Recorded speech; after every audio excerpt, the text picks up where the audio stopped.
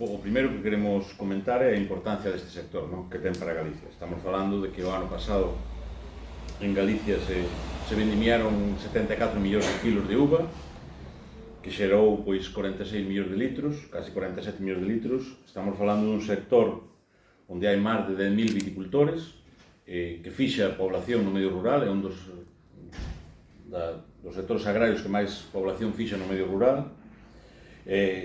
Para a economía de moitas comarcas é o único sector que existe, moitas comarcas o único que queda a día de hoxe pois é a viticultura.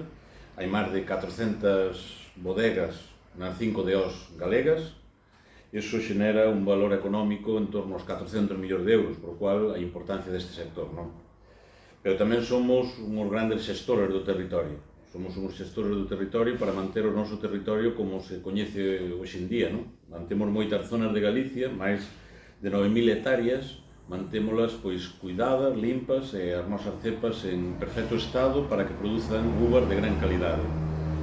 Daí a importancia deste sector, incluso en zonas como a Ribeira Sacra, pois somos que lle damos color a ese panorama, que esa zona, eses caños do Sil, eses caños do Miño, que en nada van a ser declarados Patrimonio da Humanidade, por cual a importancia dos viticultores.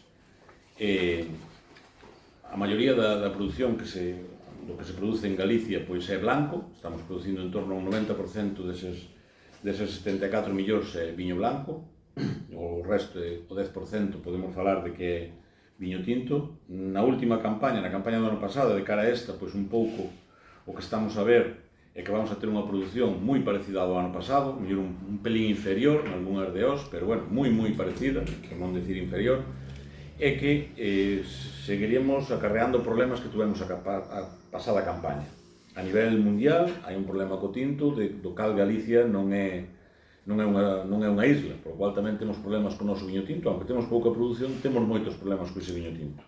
Cabe recordar que o ano pasado en Ribeira Sacra deixamos máis de 300 viticultores sin entregar uva. Iso é un problema que se este ano volven a quedar, pois supón un abandono desa zona, porque a xente un ano pode aguantar, pero cando van 2 ou 3 anos, pois non vai poder seguir aguantando sin ter ingresos. Por eso, pedimos que unha das primeiras cousas que pedimos é que se cumpla a lei. E cumplir a lei quere dicir que temos que cumplir ca lei de cadea. A lei de cadea ven a dicir que todos os produtores, antes de vendimia, ten que ter un contrato firmado e ese contrato ten que estar registrado. Por iso a importancia de facelo agora neste mes que nos queda para a vendimia. Temos que ter un contrato que recolla as condicións de entrega, pero sobre todo, é máis importante, que recolla un precio. Porque estamos a ver, como en algunhas DOs, como no Ribeiro, por exemplo, con variedades secundarias como é o palomino, se está a falar de precios de en torno a 30 céntimos, que non cubren casi nin costes de vendimia. É importante que haxa estudios de costes. A día de hoxe, en España, non hai ningún estudio de costes oficial, por decirlo de unha maneira, a nivel nacional, nin a nivel galego. O primeiro que pedimos é que a Consellería de Medio Rural saque un estudio de costes da viticultura galega. Que supón eso? Supón que un viticultor teña un marxen por abaixo, por decirlo de unha maneira, marcar por abaixo o que pode costar producir un kilo de uva en Galicia. Galicia somos unha isla dentro da viticultura nacional. De feito, hai un estudio de costes do 22, da Interprofesional do Viño, do ano 2022, que está totalmente descatalogado porque subiron moito os precios, e nas DOs galegas fala de que non se poden tomar os valores porque salen valores non excesivamente altos, pero son valores moi altos con referencia ao resto das denominacións españolas. Podemos falar nese estudio, xa no 22 se falaba de que en Rías Baixas valía máis de 1,35 producir un kilo de uva. Xa non vos quero dicir canto pode valer en Ribeira Sacra, podemos falar de por encima dun 70, ou canto pode valer producir a uva que agora queren pagar no Ribeiro a 60 céntimos ou a 30 céntimos, a calquer viticultor lle costa entre 55 e 60 céntimos cultivada, por o cual estaríanlle pagando por baixo de costes. A lei nos reconoce que se hai unha oferta, se hai un contrato firmado por baixo de costes, o podíamos denunciar. Desde Unións Agrarias, hoxe, o decimos alto e claro, calquer contrato ou calquer factura que teñamos por baixo de costes, vamos a denunciar a esas adegas mediante do AICA. O AICA é o organismo que ten que velar porque se cumpla a normativa. Non nos vai a temblar a mão se temos a quen teñamos que denunciar. O que non podemos permitir é que se banalice o traballo da nosa xente, o traballo dos nosos viticultores. Dices 10.000 viticultores que hai en Galicia. Nós fai apenas 4 meses ou 5 meses facíamos unha acción diante dun área comercial porque estaban a banalizar o precio dun produto. Estaban pondo un produto no mercado, unha botella de viño que se estaba pagando por baixo do que realmente sería o legal. E fomos a facer unha acción para que retirara ese viño ao supermercado e o retirou. Pois agora tocalle as bodegas. Agora tocalle que as bodegas paguen aos viticultores un precio xusto por o seu traballo. É importante que a Consellería se poña dunha vez por todas maos á obra e saque eses estudios de costes. Hai outras comunidades autónomas, como pode ser Castilla e León, que saca estudios de costes por denominación de orixe. Témolo aquí ao lado, como un exemplo, temos o Bierzo, que é o que máis se parece a nós, e o coste de produción no Bierzo se establece entre 0,41 euros e 0,61 euros kilo. En Ribera del Duero, que tamén está o estudo publicado do ano pasado, entre 0,73 e 1,14 euros kilo. Por o cal, en Galicia non hai excusa para que a Xunta saque un estudio de costes para guiar nestas negociacións tanto a viticultores como a adegas. Por o cual, lle pedimos que saque eses estudios de costes. E lle pedimos, por suposto, ás adegas que cumplan ca lei, que fagan os contratos, que lle poñan os precios e que non xogan cos viticultores á última hora. Hai que recordar que a uva é un produto precedeiro, é un produto que ou vendimiamos cando temos que vendimiar ou perdemos. Traballamos todo o ano para chegar a este punto, chegar ao mes de agosto, setembro, e entregar as nosas uvas á bodega. Se agora nos chegan á última hora, non temos onde levar as uvas, pois moitas veces o viticultor as leva a como lle paguen, que é a frase máis utilizada en moitos sitios. Iso temos que evitalo, porque senón o que estamos mandando é un mensaxe á xente nova que se quere incorporar ou á xente nova que está na viticultura de que isto non é profesional, por o cual temos que evitar esas cousas. O outro punto que tamén queríamos tratar hoxe é un pouco algo que levamos pedindo últimamente, que levamos pedindo fai moitos anos, que é ligar todas aquelas axudas que reciben as industrias do viño, pois como todas as industrias ten unhas axudas, e todas aquelas axudas que reciben as industrias do viño que se liguen á compra e pago da uva. Non pode haber unha axuda a unha industria que ao ano seguinte deixe viticultores sin recoller a uva, ou ao ano seguinte lle pague por baixo de costes. Entón, nas ordes de axuda que saca a Xunta de Galicia ten que haber un artículo que poña que ligue eso.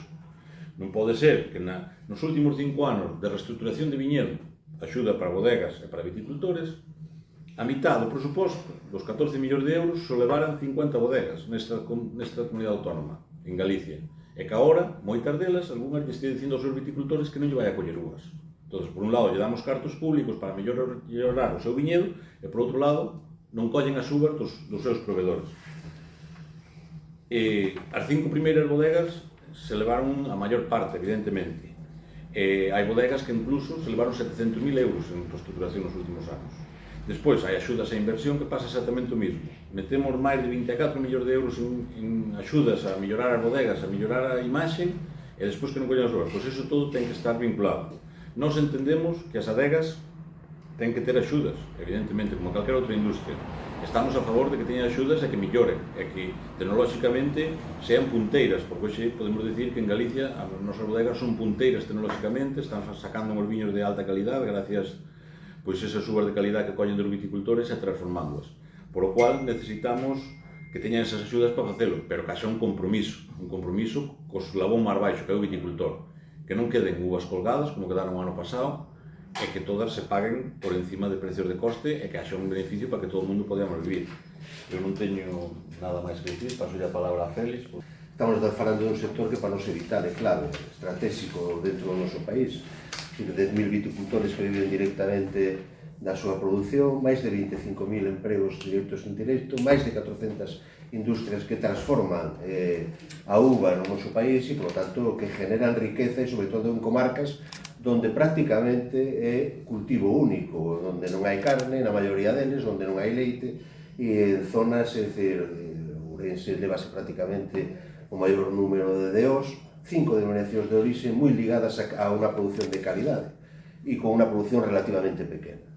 O que están dicindo con isto, que non parece normal, que estemos falando de problemas reais de comercialización, porque desde a Administración Autonómica se apostou, se decía que se iba a apostar pola promoción e por colocar unha cantidad pequena que producimos de viño de calidade que non deberá ser difícil. Por lo tanto, temos temor, incertidumbre, co que poda pasar en alguna denominación de origen en concreto, como Ribeira Sacra, que podemos repetir que máis de 350 viticultores queden, como ano pasado, sin que se lle recolla uva, que están moi ligados a unha zona concreta, que ademais pode generar un problema de entorno, e que, por desgracia, si se volve a repetir esa situación, son 350 viticultores que van a desaparecer, porque non van a seguir traballando as viñas, van a quedar abandonadas e van a impactar en un entorno onde xa a población está envellecida, non hai alternativas e pode generar problemas con esa nominación de patrimonio da humanidade. Pero pode ser, ou se pode contaxiar outras denominacións. Sabemos que hai tentacións en Ribeiro de utilizar un problema e en Rías Baixas, que pode haber tentacións de utilizar problemas como pode ser os arancéis para xogar cos precios a baixa. É dicir, sabemos todos que a partir do 1 de agosto vamos a saber que o que fai o presidente dos Estados Unidos, que nadie teña a tentación de utilizar para baixar precios os arancéis cando non sabemos que o que vai a suceder, porque se despois non baixan e utilizan o argumento ese para baixar os precios, a ver como suben despois, si realmente non hai impacto. Por lo tanto, estamos preocupados polo que poda suceder. E o que nos estamos xogando é un modelo de país, que ninguén se engañe. A importancia que ten a situación que temos é que país queremos. Si queremos seguir subvencionando as grandes plantacións ligadas a adegas e que desaparezcan os viticultores e, por lo tanto, que se fije población no medio rural, que teñamos un entorno como tiñamos hasta ahora, ou que se aposte polos viticultores e que se aposte porque esas axudas vayan para garantizar a viabilidade das explotacións que están funcionando neste momento. E por que digo isto? Porque se estamos subvencionando esas grandes plantacións ligadas ás grandes adegas, nos vamos a encontrar con que esas van a deixar de comprar os viticultores e, por lo tanto, que van a xerar é desaparición do viticultor tradicional. De aí que necesariamente haxa que ligar as axudas públicas para evitar a pérdida de viticultores no medio rural. E ese é un modelo de país que eu creo que a aposta ten que ser decidida e que a responsabilidade ten que ser da administración. E cando falábamos de crear un observatorio, non estamos pedindo nada que non se faga en outras leos, máis potentes ou menos potentes que as galegas, e además non estamos pedindo a quen tenga as competencias exclusivas. Cando son denominacións que teñen a extensión territorial dentro do noso país de Galicia, quen ten as competencias para crear un observatorio é a Xunta de Galicia. Por lo tanto, a quen lle temos que pedir que teña e que sepamos cales son os costes de produción para pedir que se cumpla a lei, pois, lógicamente, yo temos que exigir a Xunta de Galicia. E, en ese sentido, pois creo que está claro que teñen que poñer en marcha o mecanismo de observatorio de precios que nos sirva para ter a garantía de que se cumpla a lei, que é o que pedimos. E é triste que estemos permanentemente pedindo en todos os sectores que o que se cumpla é a lei. A lei de cadea alimentaria que impide que calquer eslabón de cada cadea cobre por debaixo do que lle costa producir.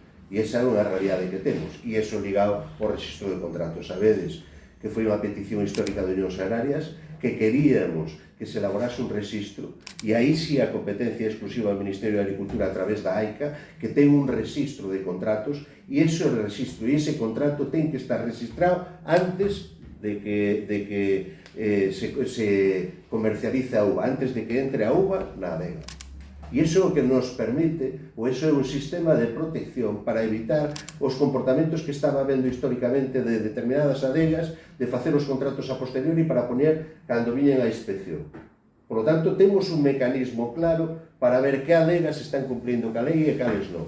E, desde logo, agora que entramos en esta etapa, a un mes prácticamente de que comence en algunhas zonas a vendimia, vamos a estar especialmente vigilantes, como decía Carlos, para evitar, primeiro, que se produzca especulación en ese sentido, segundo, que se utilicen argumentos peregrinos como tema de que están cheas as adegas en algúns sitios e que despois non están tan cheas porque se baixa o precio teña incapacidade de comprar e de meter dentro desa mesma adega que está anunciando que está chea, e, por lo tanto, ese tipo de comportamentos de justificación de baixadas de precios indiscriminados e sin justificación, vamos a estar expectantes para presentar as oportunas denuncias pola vía judicial, pero sobre todo na AICA para que tome medidas.